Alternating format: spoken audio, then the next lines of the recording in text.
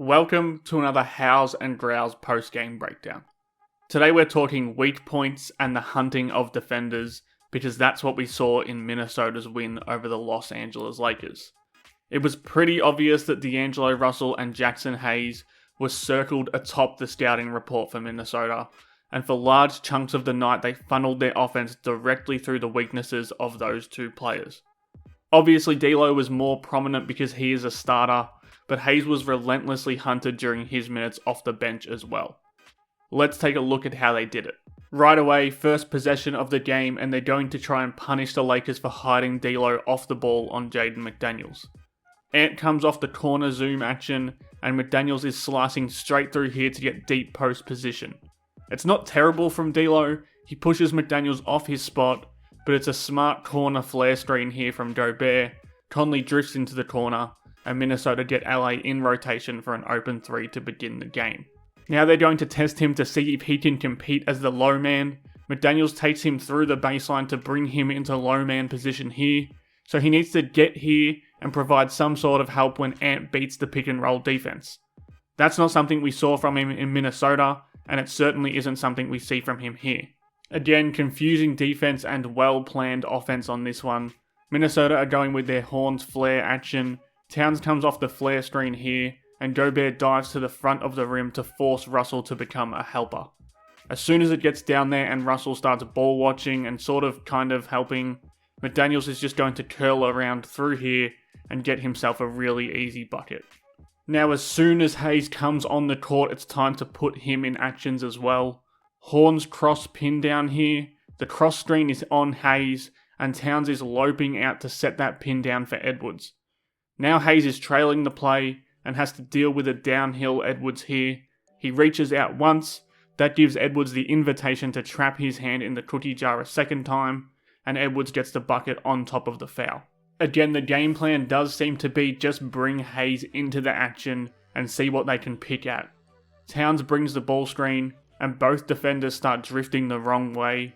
Now Edwards can attack the space, and both Hayes and Reddish are stuck with their weight going in the wrong direction for pretty much the entire possession.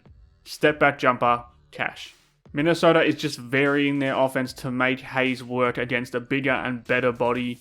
Towns is in the post here. They want to send Hayes help, so Anderson is just going to make this cut, and it's 2 more easy points. Sometimes it's not just Hayes himself causing the direct problem, but the help his teammates have to provide him that does it. Again, there's just such an awareness for Minnesota to hunt these matchups in this game. It's really smart offense. They feed Reed in the post here, but Towns wants it up the top here. So Alexander Walker sets this diagonal up screen. Hayes isn't sure whether to go over or under the screen. That gives Cat this huge driving lane and a chance to test D'Lo's low man defense as well. Hayes recovers fairly well, but his indecision on the screen leaves him out of position, and it's another and one rim attack for Minnesota. It's just fun offense as well as shoddy defense. Mike Conley's cut through here drags Russell out of position, so when he needs to switch up here and close out on Towns, he's not under control, and Towns can dust him off the dribble and get himself to the line on that hard drive. So the Lakers are going to go zone with both of those guys on the floor, and the Wolves go right at it. Towns comes up into here to make himself Russell's problem. Russell is stuck between the hammer and the anvil because he still has to keep an eye on Edwards over here, and he wants nothing to do with any of Towns. But Hayes is so far back in this zone, that gives Towns the leeway to attack, and it's a really easy little floater over the top. I really enjoyed this from Minnesota. It's methodical, they know who the weak links are, and they're using smart ways to target them. Again, they're puncturing that zone here. Hayes is still way too far back, and you see Anthony Davis's frustrations with it here because it's giving Towns a massive runway to power down the middle and score at the rim.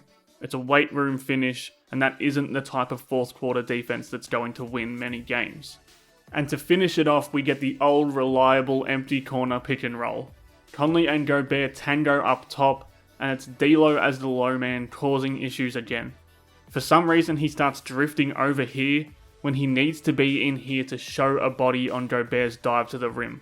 Conley comes off, sees all of this open space that Russell has vacated, and it's the easiest pick and roll finish of the entire night, at a really crucial moment in the game. Again, I was so impressed with the way Minnesota worked this matchup. It's tough to attack players like Anthony Davis and even Cam Reddish this season, but Minnesota knew one of Hayes or Russell would be on the court at all times, and that gave them an outlet to pursue for the entire night. And because the Lakers were pesky on the other end, it was actually what helped them get over the finish line in the end, even without LeBron James playing. Thanks again for watching Howls and Growls. Please subscribe for more.